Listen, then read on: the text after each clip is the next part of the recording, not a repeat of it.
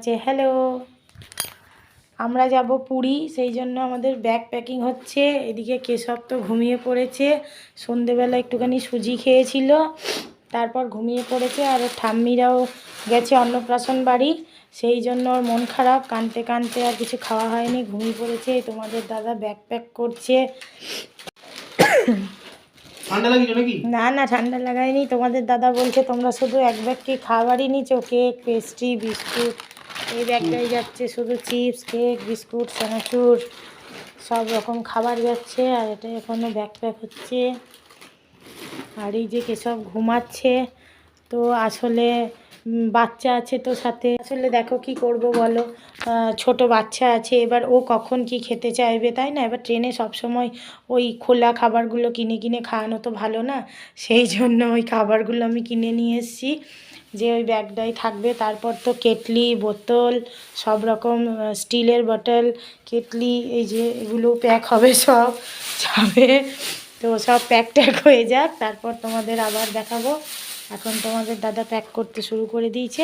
আমিও যদিও বা এই এক ব্যাগ করেছি, তো আমি হাঁপিয়ে গেছি, কারণ অনেক কিছু নিতে হবে, ওর ওষুধ নিতে হবে, বাবুর সব কিছু করতে হবে, কারণ রাস্তাঘাটে কি কখন সর্দি হবে, কাশি হবে বলা যায় না, তাই সব আগের থেকেই নিয়ে নিতে হবে। ঠিক আছে, আবার তোমাদের দেখাবো, সব প্যাকড হয়ে যাক তারপর। আমাদের ব্যাগ প্যাকিং অলমোস্ট কমপ্লিট।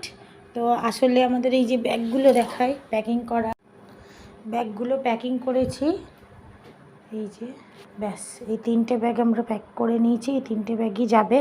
আসলে 3টে ব্যাগ এইভাবে প্যাক করা হয়েছে কারণ ট্রলি কেনা হয়নি, 2টো ট্রলি আমাদের ছিল, সেই ট্রলি ব্যাগগুলো খুব একটা ভালো ছিল না, তো ওগুলো নষ্ট হয়ে গেছে।